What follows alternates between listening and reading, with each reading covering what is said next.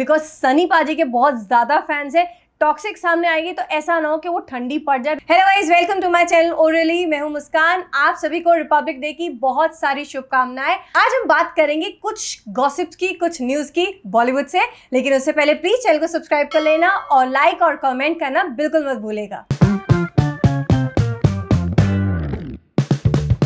Friday को release होती है स्काई फोर्स। मिक्स से रिएक्शंस आते हैं। बहुत सारे लोग बोलते हैं नहीं कोई खास अच्छी मूवी नहीं होगी, ये बिना देखे ही बोल देते हैं। लेकिन मैंने अपना रिव्यू दिया देखने के बाद, और मैं हमेशा यही कहूंगी, जितने लोगों ने अभी तक ये मूवी नहीं देखी ना, प्लीज जाके जरूर देखिएगा।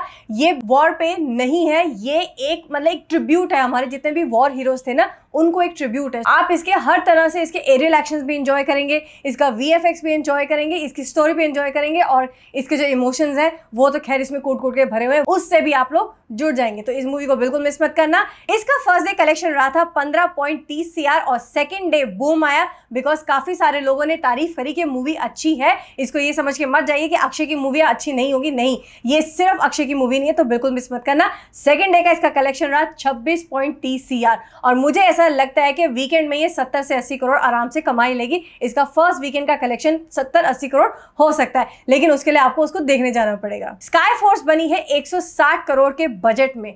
जब बजट की बात हो रही है तो एक ऐसी मूवी है जिसका मुझे लगता है बहुत सारे लोग वेट कर रहे थे, लेकिन बजट के इशू की वजह से वो मूवी मुझे लगता है अब आएगी 2027 में।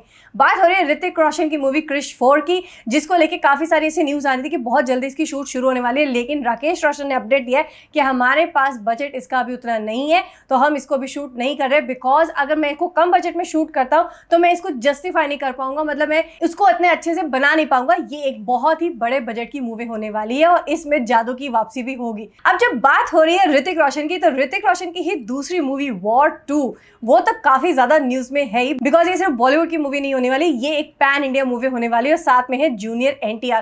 तो इसके जो डायरेक्टर्स है ना, वो बहुत ज्यादा मेहनत कर रहे हैं इस मूवी के ऊपर। ऑलरेडी ये एंटिसिपेट किया जा चुका है कि ये बहुत ही बड़ी मूवी होगी और सबसे बड़ी हिट होगी 2025 की। इसके मेकर्स बहुत टाइम ले रहे हैं, बीच बीच में हर शेड्यूल को बहुत अच्छे से बहुत टाइम लेके शूट कर रहे हैं। सो ऐसा ही एक एक्शन सीन होने वाला है जिसके लिए 100 घंटे का शूट होगा, 25 करोड़ का बजट होगा और दर्जनों तो बाइकर्स होंगे। और इसके जो स्टंट डायरेक्टर्स होने वाले, जो एक्शन डायरेक्टर्स होने वाले, वो भी कोई ऐसे छोटे मोटे नहीं है। 3 एक्शन डायरेक्टर्स हैं और 2 तो हॉलीवुड से हैं। तो सबसे पहले नाम बताऊंगी स्पाइरो रोज़ेटिस का। हो सकता है आप नाम से ना जानते हो, लेकिन काम से जान जाएंगे। इनके एक्शन डायरेक्टर वाली जो फिल्म रही है वो है वेनम, और साथ ही कैप्टन अमेरिका, उसमें इनका इन्वॉल्वमेंट था और ये one of the action directors थे। अब बात करते हैं दूसरे एक्शन डायरेक्टर की। किल मूवी तो मुझे लगता है बहुत सारे लोगों ने पसंद की होगी। इसके जो एक्शन डायरेक्टर थे सी योंग हो, आई थिंक ये इनका सही नाम होगा, मैं जैसे भी बोल रही हूँ प्लीज एडजस्ट कर लेना। उन्होंने सिर्फ किल का ही एक्शन डायरेक्ट नहीं किया था, बल्कि ऋतिक रोशन की वॉर उसका भी वो पार्ट थे, साथ में टाइगर 3। लेकिन हॉलीवुड मूवी अवेंजर्स का नाम तो मुझे लगता है काफी लोगों ने सुना होगा, उसके भी वो पार्ट रहे। तो सोचिए जब हॉलीवुड के ऐसे ऐसे डायरेक्टर्स आए हैं तो एक्शन कितना ही बढ़िया होगा। एंड अपने इंडियन तो है ही सुनील रॉड्रिग्स, वो भी इसका पार्ट होने वाले एज एन एक्शन डायरेक्टर, और उन्होंने की थी जवान और पठान। मुझे लगता है 3 ऐसे ऐसे लोग आ गए हैं तो एक्शन तो बहुत बड़ा होगा ही और बहुत अच्छा होगा। अब बस जल्दी से मूवी का हमें बता दे कब तक इसका टीजर और ट्रेलर बाहर आएगा, बिकॉज मूवी ऐसा कह रहे हैं कि 15 अगस्त तक ये मूवी को रिलीज कर सकते हैं। अब जब बात हो रही है हॉलीवुड के एक्शन डायरेक्टर्स की, तो एक ऐसे एक्टर की बात कर लेते हैं जो कि दोबारा से जा रहे हैं हॉलीवुड, रणदीप हुडा। वो अपने एक्सट्रैक्शन वाले डायरेक्टर के साथ दोबारा काम करने वाले हैं एक नई मूवी में, जिसमें उनके साथ उनके को स्टार होंगे जॉन सिना। तो सोचिए जब 2 ऐसे बड़े बड़े एक्टर्स सामने आएंगे। रणदीप हुडा तो बहुत अच्छे परफॉर्मर हैं ही, जॉन सिन्हा को तो हम जानते हैं वो भी अच्छे हैं, लेकिन मुझे लगता है परफॉर्मेंस वाइज रणदीप हुडा ज्यादा अच्छे, इसीलिए उनको वहां बुलाया गया दोबारा से। अब जब बात हो रही है रणदीप हुडा की, तो रणदीप हुडा की ही एक मूवी आ रही है जो मुझे लगता है रणदीप हुडा के लिए तो लोग इतने ज्यादा एक्साइटेड नहीं होंगे, लेकिन सनी पाजी के लिए सारे एक्साइटेड होंगे। जाट मूवी का अपडेट आ गया है, उन्होंने अपना नया पोस्टर रिलीज कर दिया है and as usual Sunny Deol एकदम फाड़ू लग रहे कि हाँ कुछ तो धांसू एक्शन करने वाले। उन्होंने अपनी रिलीज डेट अनाउंस कर दी है 10th of April 2025। Final date lock हो गई है और मूवी आने वाली है। फुल ऑन एक्शन ड्रामा होने वाला है। इसके जो डायरेक्टर है वो मलयालम इंडस्ट्री से हैं और दिख ही रहा है कि मलयालम इंडस्ट्री से कितनी अच्छी अच्छी मूवीज आ रही है। खासकर अभी मार्को ने तो बहुत अच्छा ही काम किया है। तो इसमें भी इन्होंने बोला है कि बहुत ज्यादा एक्शन होने वाला है, ऐसा एक्शन जो कि हमने सनी पाजी को करते हुए नहीं देखा होगा। लेकिन बहुत बड़ा इशू हो गया यहाँ पे ये कि इसके साथ 2 और मूवीज का क्लैश हो सकता है। आपको याद होगा जब गदर 2 आई थी तो गदर 2 के सामने आई थी OMG 2 अक्षय कुमार की। इस बार भी दोनों दोबारा क्लैश करने वाले हैं, एक तरफ होने वाली जाट और दूसरी तरफ होने वाली जॉली LLB 3। और हमें ये पता है कि वो भी एक बहुत बड़ी फ्रेंचाइजी है, इसका पार्ट 1 और पार्ट 2 भी उतना ही बड़ा हिट हुआ था और इस बार तो दोनों जॉली जो है वो सामने आने वाले हैं। मुझे ऐसा लगता है जहां एक तरफ जाट स्ट्रॉन्ग है उतनी ही स्ट्रॉन्ग इस बार जॉली LLB 3 भी है। गदर 2 और OMG 2 में फिर भी थोड़ा सा एक गैप था, बिकॉज लोगों को लगा था कि गदर 2 ज्यादा अच्छी है। गदर 2 ने कमाए भी 500 करोड़ थे एंड वेयर एज OMG 2 ने कमाए थे 100 करोड़। लेकिन यहाँ दोनों ही मूवीज बहुत स्ट्रॉन्ग है, लेकिन इसके ऊपर एक और पहाड़ गिर सकता है। साउथ की एक ऐसी मूवी, मुझे लगता है अगर वो आ गई ना तो बहुत ही मेजर क्लैश हो जाएगा, सामने हो सकती है टॉक्सिक। ऐसा कह रहे हैं कि हो सकता है टॉक्सिक भी 10 अप्रैल को ही रिलीज हो।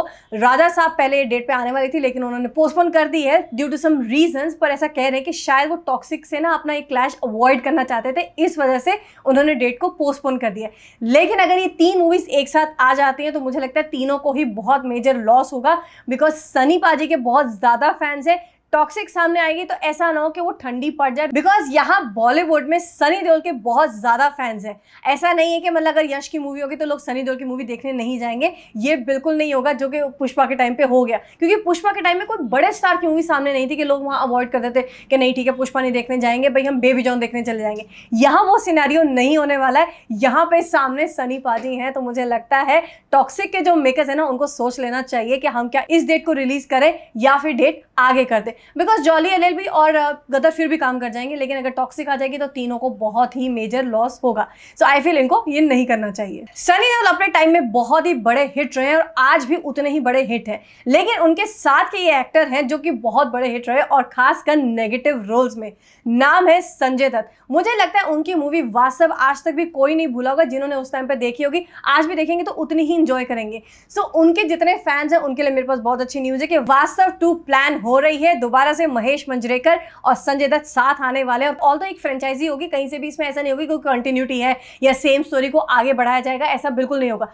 कुछ नया होगा, लेकिन हाँ बड़े से गैंगस्टर दिखाए जाएंगे संजय दत्त और महेश मांजरेकर। मुझे लगता है जब उनको गैंगस्टर दिखाने की कोशिश करते हैं ना तो बहुत अच्छे से दिखाते हैं, और यहाँ संजय दत्त को महेश मांजरेकर की बहुत ज्यादा जरूरत है एज अ गैंगस्टर शो करने के लिए, बिकॉज वो अच्छा जस्टिस कर पाएंगे उस कैरेक्टर को। जब वास्तव आई थी 1999 में तो उसके रीमेक हुए थे, इमेजिन, तमिल में, तेलुगु में, मलयालम में उसको बनाया गया था और डब भी किया गया था भोजपुरी में। सो उस टाइम कितनी बड़ी हिट थी ये मूवी। जब अब आई तो मुझे लगता है बहुत ही धांसू होगी और बहुत ही बढ़िया स्टोरी होगी विद कंट्रोवर्सीज। अब जब कंट्रोवर्सी की बात हो रही है तो एक रीसेंट मूवी का ट्रेलर आया जो कि ऑलरेडी कंट्रोवर्सी में आ चुका है, जिसको लेके मैंने भी पॉइंट उठाया था, लेकिन बहुत सारे लोग मेरे से भिड़ रहे थे कि नहीं आप गलत बोल रही है। बात कर रही हूँ छावा की। जब छावा का ट्रेलर रिलीज हुआ तो मैंने एक पॉइंट उठाया था कि ठीक है आप इतने बड़े योद्धा को दिखा रहे हैं, छत्रपति संभाजी महाराज, लेकिन एक पॉइंट आता है जब मतलब एक सीन में वो दिखाया जाता है कि वो लेजिम कर रहे हैं, जो एक ट्रेडिशनल डांस या खेल बोल सकते हैं महाराष्ट्र का, वो कर रहे हैं, लेकिन वो करते हुए अच्छे नहीं लग रहे।